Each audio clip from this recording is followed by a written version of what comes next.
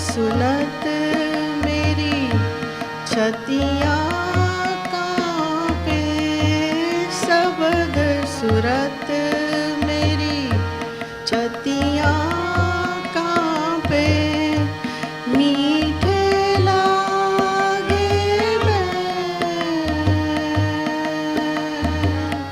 मीठे लागे बैन, प्रभु जी मोरे दुखन लागे नैन, दरस बिन दुखन लागे नैन।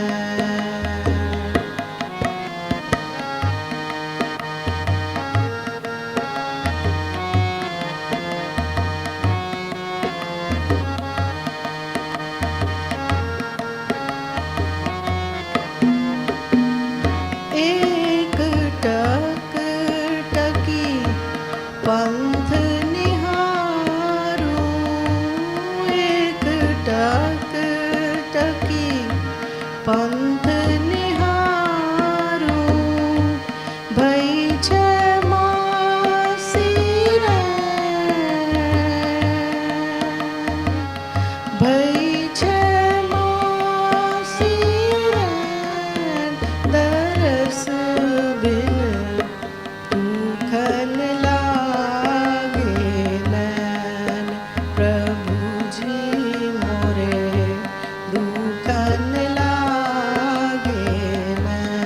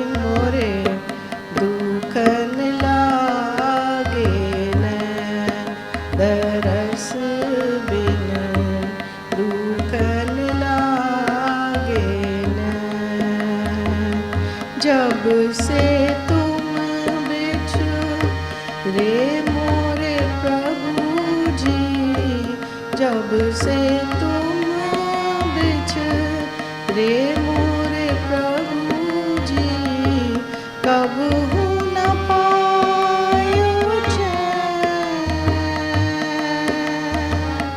कब न पायो चैन। प्रभु जी मोरे दुखन लागे नैन, प्रभु जी मोरे दुखन लागे नैन। दरस बिन दुखन लागे, दुखन लागे, दुखन लागे नैन।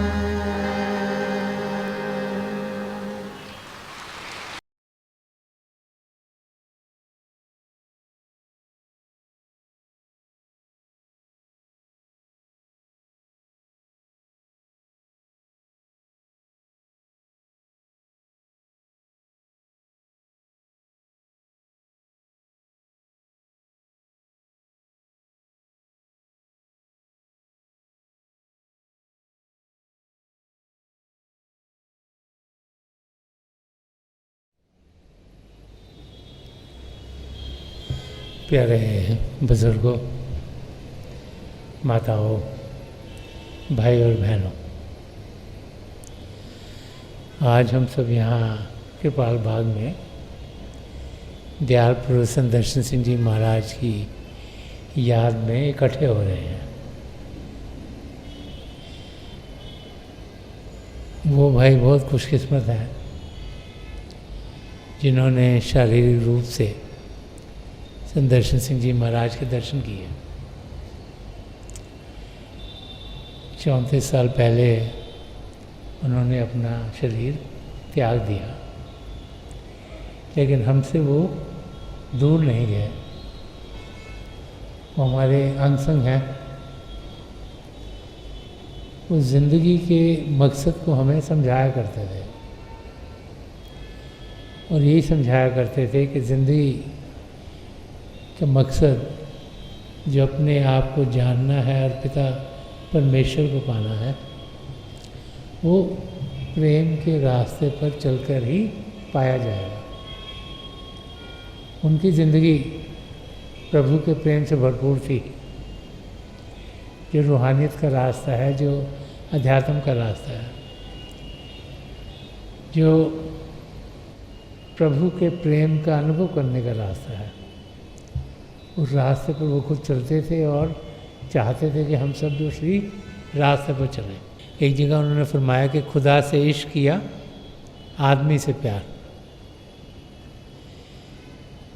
कि सबसे ज़रूरी है कि हम पिता परमेश्वर से प्रेम करें, उनको याद करें, उनके भाने में जिएं, उनकी रज़ा में जिएं।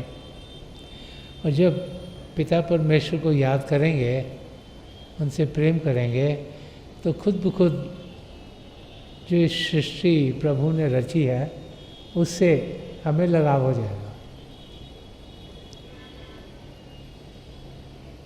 उनकी ज़िंदगी की ओर देखते हैं तो हम सबसे बहुत प्रेम करते थे। बहुत से भाई बहन हैं जो आज भी ये कहते हैं कि संत दर्शन सिंह जी महाराज उनसे सबसे ज़्यादा प्रेम करते थे।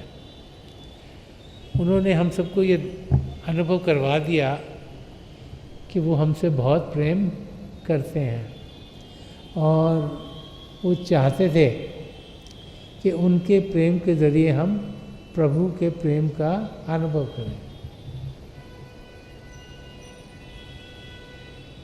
प्रभु का प्रेम जो हम सबके भीतर बस रहा है, प्रभु का प्रेम जो कण कण में समाया हुआ है, प्रभु का प्रेम जिसके ज़रिए हम अपनी मंजिल को पा सकते हैं। जब संत दर्शन सिंह जी महाराज की ज़िंदगी को देखते हैं तो हमारे सामने एक ब्लूप्रिंट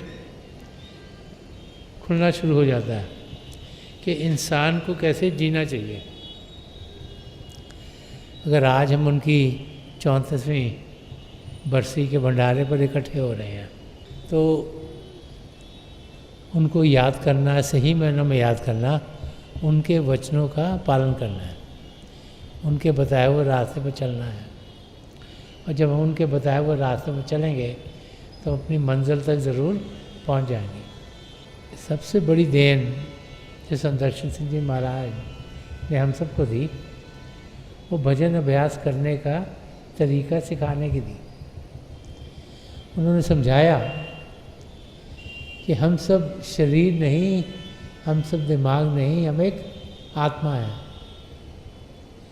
और ये भी समझाया कि अगर आत्मा का अनुभव करना है, अगर सदा सदा का सुख चैन पाना है, तो फिर ध्यान बाहर की दुनिया से हटाकर अंदर की ओर करना पड़ेगा। तुलसी साहब ने भी फरमाया कि दिल का हुजरा साफ कर जाना कि आने के लिए ध्यान ग्यारों से उठा उसके बिठाने के लिए, कि हमें अपने आप को साफ करना है, पाक करना है। जो मन माया के पर्दे हमारे ऊपर पड़े गए हैं उनको हटाना है।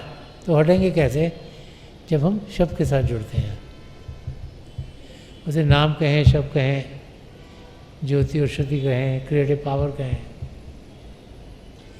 वो शब्द जो प्रभु से उत्पन्न हुआ, वो शब्द जो कण कण में समाया, वो शब्द जो हम सबके भीतर चल रहा है। उसके दो रूप हैं, एक ज्योति और श्रुति।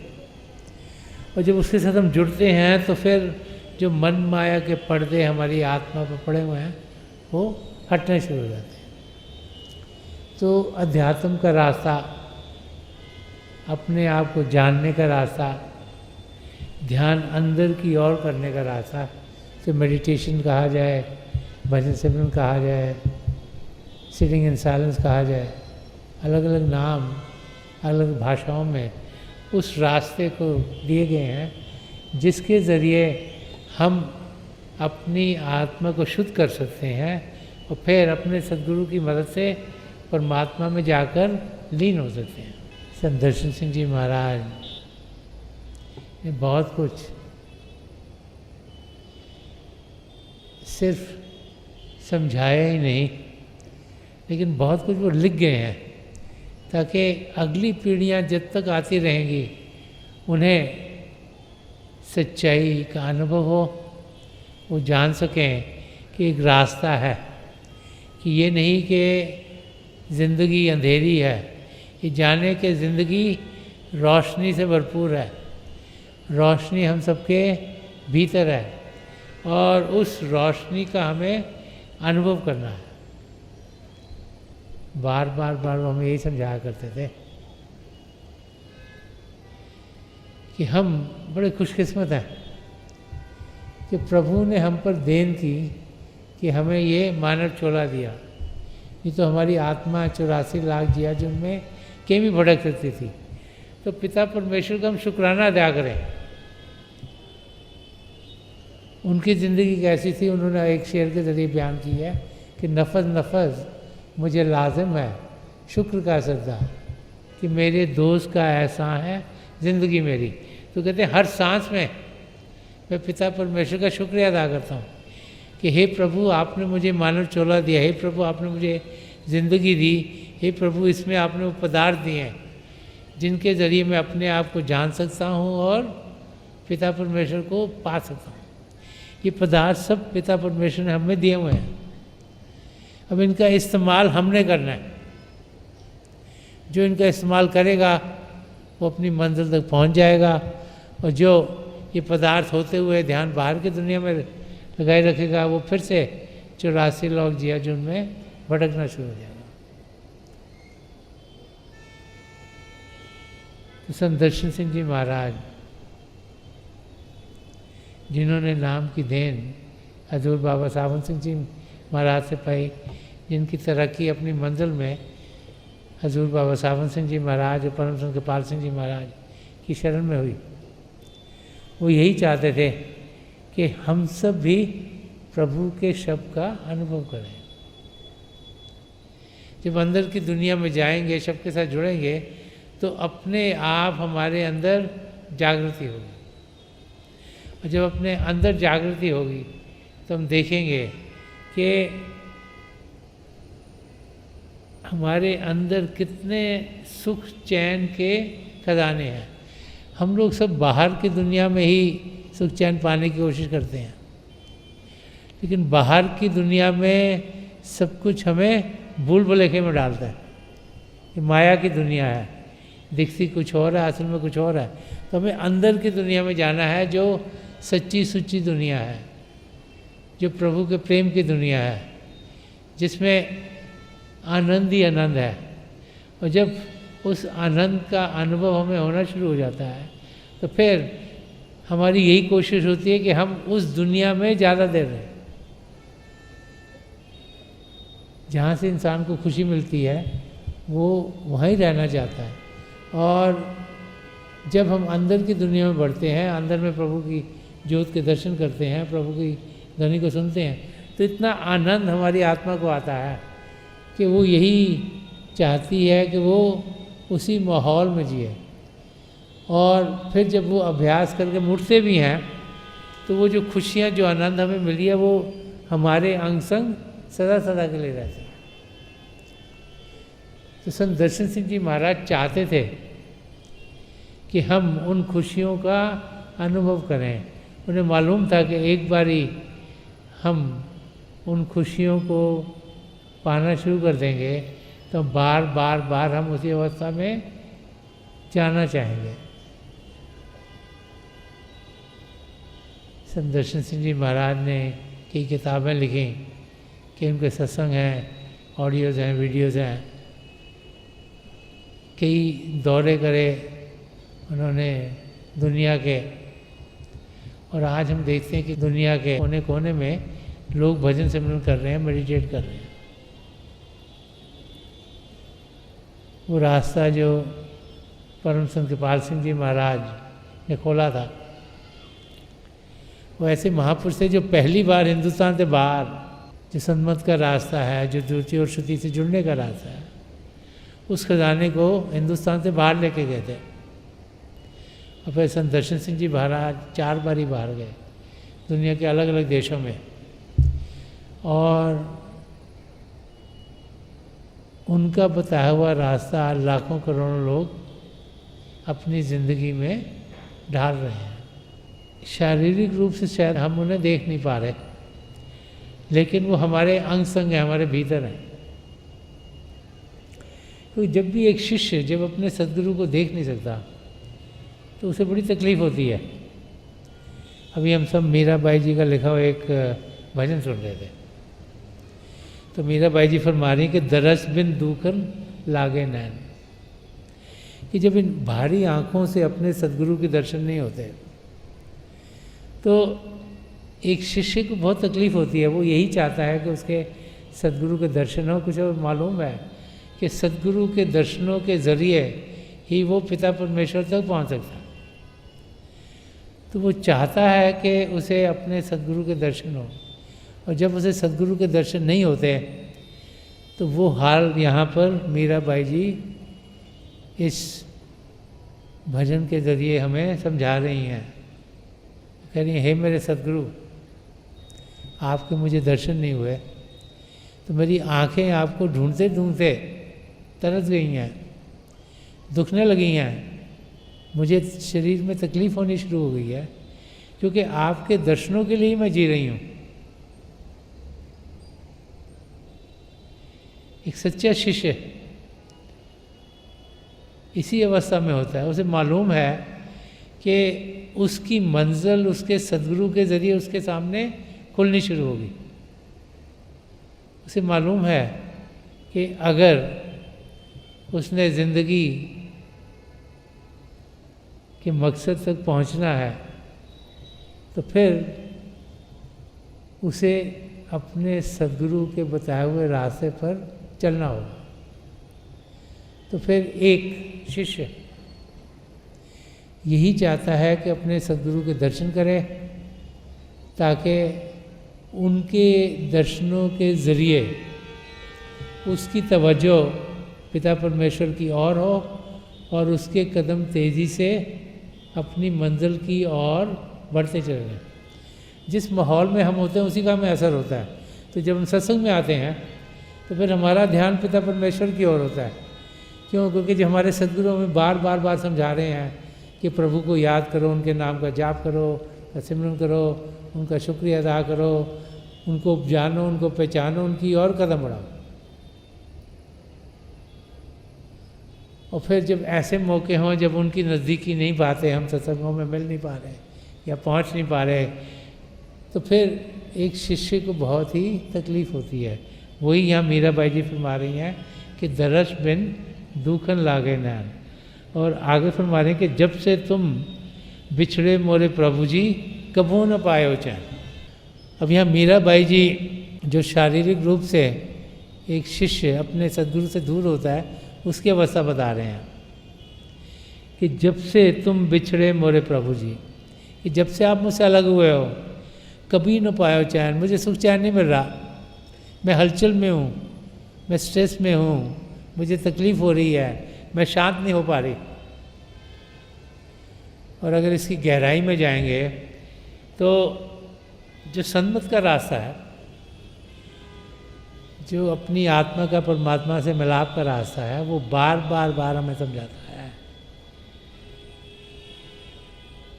कि प्रभु कहीं दूर नहीं, प्रभु कोई शारीरिक रूप में नहीं, वो हमारे अंग संग हैं, हमारे भीतर हैं। और जो हमारे सद्गुरु हैं, जब हमें नाम की देन मिलती है तो उनका नूरी स्वरूप भी यहाँ शिव नेत्र पर, ये 10वें द्वार पर टिक जाता है। तो ये हमारी कमज़ोरी है कि हम सोचते हैं कि सद्गुरु हमसे दूर हैं, तो वो तो हमारे यहाँ बैठे हुए हैं, लेकिन हम ध्यान बाहर की ओर कर रहे हैं। तो ये रास्ता में समझाता है कि अगर हम ध्यान अंदर की ओर करेंगे तो हमारे भीतर जब हम शरीर से ऊपर उठ पाएंगे, कई खंड मंडल हैं, उनका हम अनुभव करेंगे। जब ध्यान टिकाएंगे, जब शरीर को शांत करेंगे, मन को शांत करेंगे, तब हम कदम अपनी मंजिल की ओर बढ़ाने के लायक होंगे। पहले तो रोशनियाँ दिखाई देंगी, फिर आसमान, सितारे, चंद्रमा, सूर्य, और फिर हम अपने गुरु के नूरी से तो पहुँच सकते हैं। ये हम सब पहुँच सकते हैं जिनको नाम की देन मिली है, क्योंकि हमारे सद्गुरु जिन्होंने नाम की देन दी वो यहाँ शिव नेत्र पर एकाग्र हैं, चाहे वो शारीरिक रूप में हो चाहे ना हो, और वो हमारे साथ सदा सदा के लिए रहेंगे जब तक हमारी आत्मा का मिलाप परमात्मा से नहीं होगा। तो यहाँ जो फरमा रही हैं कि जब से तुम बिछड़े मोरे प्रभु जी कभी न पायो चैन, वो हम इंसान, हम शिष्य जब नाम लेने के बाद भी ध्यान बाहर की चीज़ों में लगाए रखते हैं तो हमें लगता है कि हमारे सद्गुरु हमसे दूर हैं, लेकिन वो तो हमारे भीतर बैठे हैं, उनसे तो नज़दीक कोई हो ही नहीं सकता। ये हमारी कमज़ोरी है कि उनकी नज़दीकी होते हुए भी हम सोचते हैं वो हमसे दूर हैं। हमारे अंग संग हैं, हमारे भीतर हैं, हमें ध्यान उनकी ओर करना है। और अगर करेंगे तो फिर ना कोई तकलीफ, ना कोई हलचल, उनके अंग संग होंगे तो प्रेम ही प्रेम है, शांति शांति है, आनंद ही आनंद है। जब हम महापुरुषों की ज़िंदगी की ओर देखो तो उनकी ज़िंदगी आनंद में गुजरती है, क्योंकि उनका ध्यान अंदर की ओर होता है। बाहरी रूप से हम इंसानों ने चाहे उनको बड़ी तकलीफ़ें दी हों, लेकिन वो अंदर से एक आनंद की अवस्था में जी रहे होते हैं, और उस अवस्था को हम सब पा सकते हैं। ये बार बार बार महापुरुष हमें समझा रहे हैं। आगे मीरा बाई जी फरमा रही हैं कि शब्द सुनत मेरी छतियाँ काँपें, मीठे लागे बैन। वो बाहर की बात कर रही हैं कि जब अपने सद्गुरु से दूर हो तो उनकी आवाज़ आ जाए हमको, तो हम तो एकदम हरे भरे हो जाते हैं।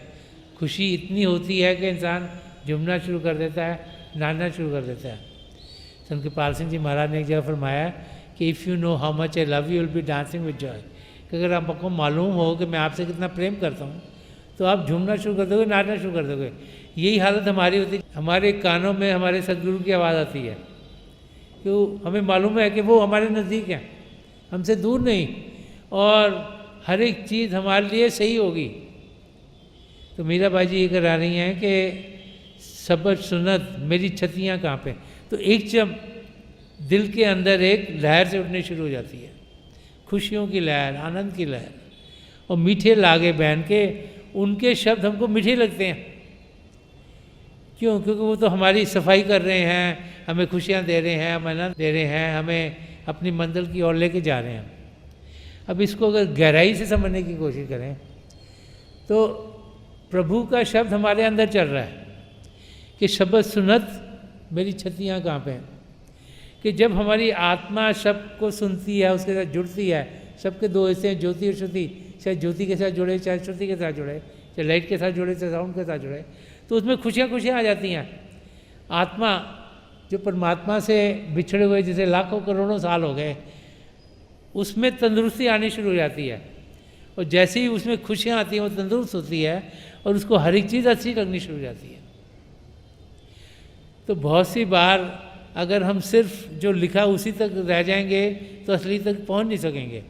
तो यहाँ पे मीराबाई जी हमें समझा रही हैं कि जब हम अंदर की दुनिया में बढ़ेंगे तो प्रभु के शब्द के साथ जुड़ेंगे।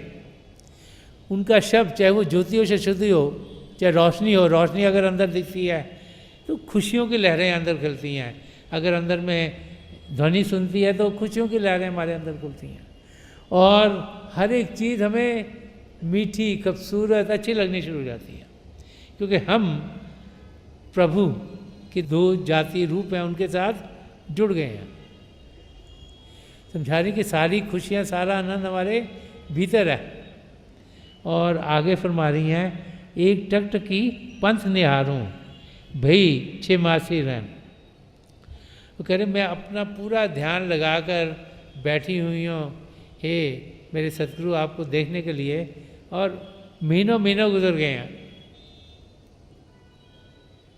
बहुत सी बार हमारी ज़िंदगी में ऐसे होता है। हमें मालूम है कि भजन सिमरन हमें रोज़ करना चाहिए, बट कितने लोग हैं जो रोज़ाना भजन सिमरन करते हैं। हमको मालूम है कि प्रभु को हमें याद रोज़ करना है, उनकी ओर ध्यान देना है, तो कितने लोग हैं जो प्रभु को दिल से याद करते हैं। ये तो ठीक है, याद तो करते हैं, जब एग्ज़ाम आ गया हम याद करते हैं, अभी घर में बच्चा नहीं हो रहा तब हम याद करते हैं, अभी शादी नहीं हो रही तब हम याद करते हैं, काम ठीक नहीं हो रहा तब याद करते हैं, प्रमोशन ऑफिस में चाहिए तब याद करते हैं। लेकिन कब याद करते हैं? जब हमें काम पड़ता है। कोई हमको प्रभु से बिजनेस करने के लिए थोड़ा ना, हे प्रभु आप हमारा काम कर दो। और उस समय हम क्या कहते हैं जी हम बड़े अच्छे होंगे, हम जो भी हमारा धर्म स्थान है वहाँ पर रोज़ जाया करेंगे, हमारा काम कर दो। पिता परमेश्वर हमारे कुछ बोले हुए सारे काम कर देते हैं। जो जो हमारे लिए बेहतर है वो हमारी ज़िंदगी में ज़रूर डलता है। हमें हर किस्म की मदद मिलती है, लेकिन हमारी कमज़ोरी है कि हम उस मदद को देखते नहीं। रोज़ाना हमारी ज़िंदगी में मिरेकल्स हो रहे हैं, हमारी समझ के दायरे से बाहर है कि हम सोचते हैं ये तो होना ही चाहिए ऐसे ही। तो महापुरुष जब भी धरती पर आते हैं वही समझाते हैं कि पिता परमेश्वर का शुक्रिया करें, उन्हें याद करें। ये नहीं 6-6 महीने उनको याद ही नहीं किया, जब मुश्किल पड़ी तब याद कर लिया। तो यहाँ पर मीराबाई जी यही समझा रही हैं कि मेरे को तो कई महीने, 6 महीने हो गए हैं आपके दर्शन किए हुए, मैं ध्यान से बैठी हूँ ताकि आपके दर्शन हो। अब जब हम अभ्यास करते हैं, रोज़ाना करते हैं, तभी जाकर हम प्रभु की ज्योति और श्रुति के साथ जुड़ सकते हैं। ये नहीं कि हमने नाम की देन ली और हम अभ्यास में बैठे नहीं, और जिस दिन बैठे सोचें आज तो मुझे नूरी स्वरूप के दर्शन होने चाहिए, नहीं हुए तो कोई गड़बड़ है। गड़बड़ कहीं नहीं, गड़बड़ हमारे अंदर है। हम पूरा समय देते नहीं। अगर देंगे और ज़िंदगी को सही बनाएंगे तो हम उनके नूरी स्वरूप तो पहुँच सकते हैं। हम समय तो अभ्यास में देते नहीं, फिर कहते हैं जी हमें तो कुछ दिख नहीं रहा, हम वहाँ पहुँच नहीं रहे जहाँ हम पहुँचना चाहते हैं। लेकिन द की इज़ कि हमें प्रैक्टिस करनी है। जो मेडिटेशन है, अभ्यास है, वो एक प्रैक्टिस है। रोज़ाना प्रैक्टिस करते हैं तो हम परफेक्शन की ओर जाते हैं। क्या कहा गया कि प्रैक्टिस मेक्स परफेक्ट, कि जो इंसान बार बार बार उसी चीज़ को करता है उसमें वो निपुण हो जाता है। हमको प्रैक्टिस करनी ज़रूरी है। अगर रोज़ाना प्रैक्टिस करेंगे तभी अपनी मंजिल तक पहुँचेंगे। तभी परफेक्शन को पाएंगे। अगर सोचेंगे कि चलो जिस दिन दिल करेगा बैठ जाएंगे और सब कुछ हमें अनुभव होना चाहिए, ऐसे पॉसिबल नहीं है। सो रोज़ाना समय निकाल कर अभ्यास पर बैठना बहुत ज़रूरी है। और आगे मीराबाई जी फरमा रही हैं कि बिरह बिथा कासों को सजनी, बह गई करवट ऐन। वो फरमा रही हैं कि मैं अपनी सहेलियों से किससे बात करूं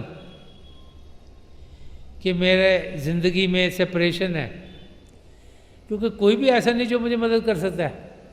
और ऐसे लग रहा है कि मेरे तो अंदर चाकू चल रहा है, छुरियाँ चल रही हैं, कट रही हूँ मैं, इतनी मुझे तकलीफ़ हो रही है, ना मुझे दर्द हो रहा है। लेकिन बात किससे करूं, क्योंकि कोई भी इंसान नहीं जो कि हमें सद्गुरु के रास्ते पर चलाने में मददगार हो सके।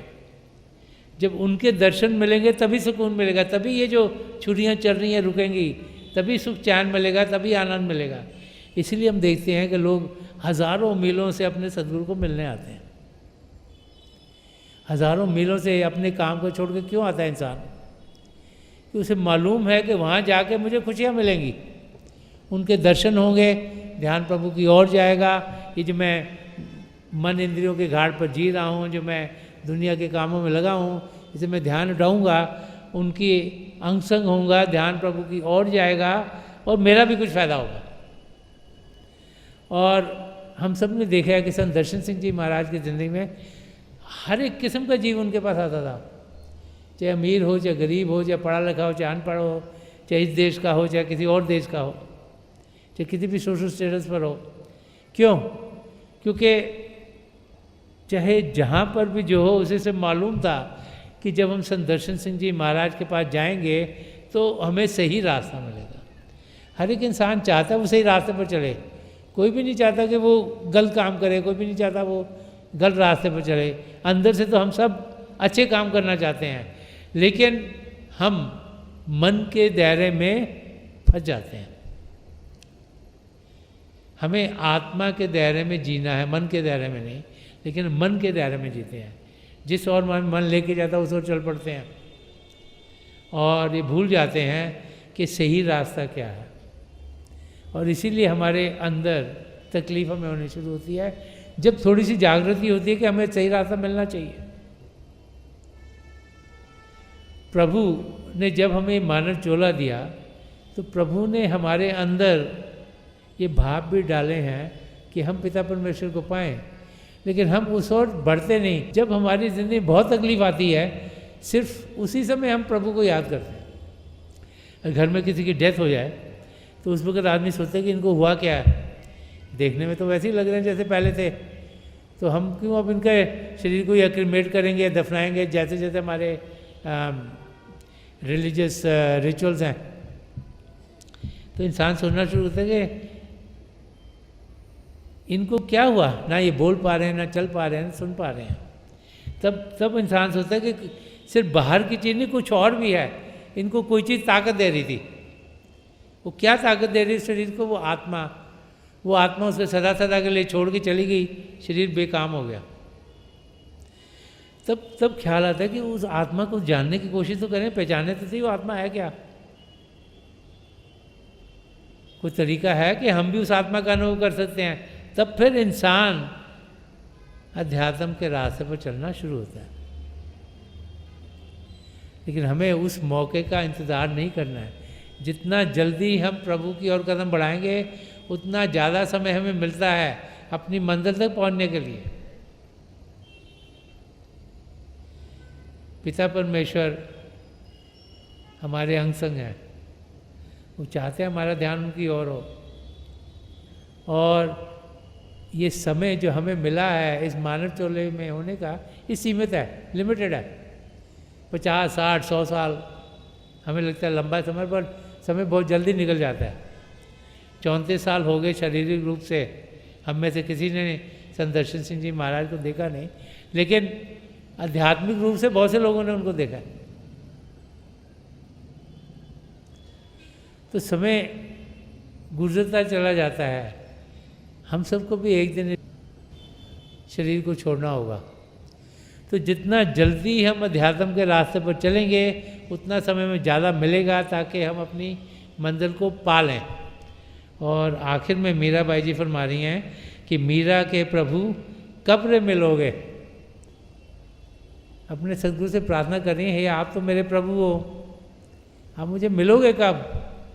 मैं तो इतने देर से आपका इंतज़ार कर रही हूँ कि दुख मेटन सुख देन, कि जब आप मिलोगे तभी मेरे दुख सबके सब मिटेंगे और तभी आपकी देन होगी तो मेरी ज़िंदगी सुख चैन की ज़िंदगी होगी। मीराबाई जी को समझ है कि सब सुख चैन मिलेगा जब उनकी आत्मा का मिलाप परमात्मा से होगा। उनको समझ में आ रही है कि जब मेरे सद्गुरु मुझे मिलेंगे, अंदर की दुनिया में मिलेंगे, मेरी आत्मा को उड़ान देंगे, मुझे सचखंड में पहुंचाएंगे और आत्मा का मिलाप परमात्मा में होगा, तभी सदा का सदा सुख चैन में पाऊंगा। और यही रास्ता महापुरुष बार बार बार हमें समझाते थे। संदर्शन सिंह जी महाराज यही चाहते थे कि हम सब इसी ज़िंदगी में अपनी आत्मा का मिलाप परमात्मा से कराएं, ताकि जो ये हमें ज़िंदगी मिली है, मानव चोला मिला है, इसका मकसद पूरा पूरा हो। वो चाहते थे कि हम ध्यान बाहर से उठाकर अंदर की दुनिया में करें। वो चाहते थे कि हम प्रभु के नाम का जाप करें, ध्यान प्रभु की ओर करें। वो चाहते थे कि हम प्रभु का शुक्रिया अदा करें। वो फरमाते कि हर सांस में मैं प्रभु का शुक्रिया अदा कर रहा हूँ, क्योंकि उन्होंने दया मेरे की ये मानव चोला मिला। तो हमें भी अपनी ज़िंदगी उस तरीके से बनानी चाहिए। प्रभु को पाने का रास्ता, प्रभु में लीन होने का रास्ता भजन अभ्यास का रास्ता है।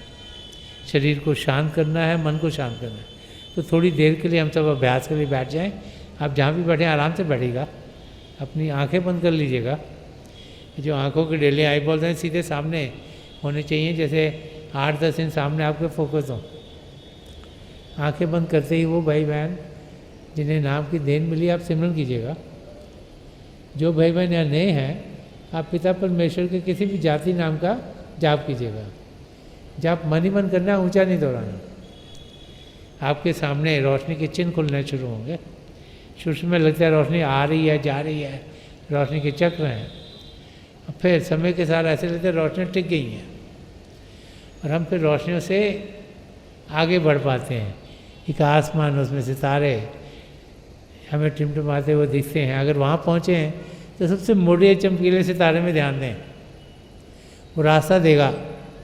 हम अंदर के चंद्रमा तक पहुँचेंगे, बड़े प्यार से उसमें देखेंगे तो हमें अंदर में सूर्य के दर्शन होंगे। अब जब ध्यान से सूर्य में देखेंगे तो हम अपने गुरु के नूरी स्वरूप तक पहुँचेंगे। नूरी स्वरूप का मतलब होता है वो स्वरूप हमारे सदगुरु का जहाँ से रोशनी निकल रही है। वहाँ पहुँचे तो उनकी आँखों में देखें और जो जो अनुभव हमारे लिए बेहतर है वही अनुभव हमारे सदगुरु में दर्शाते चल जाएंगे। मेरी पिता परमेश्वर के चरण कमलों में जो पहली संची के महापुरुष हैं हजूर बाबा सावन सिंह जी महाराज, परम संत कृपाल सिंह जी महाराज और दयाल प्रसन्न दर्शन सिंह जी महाराज के चरण कमलों में यही प्रार्थना है कि जो जो हम सबके लिए बेहतर है वही हमारी ज़िंदगी में ढले, हम सबके साथ जुड़ें और हमारे कदम अपनी मंजिल की ओर तेज़ी से बढ़ें।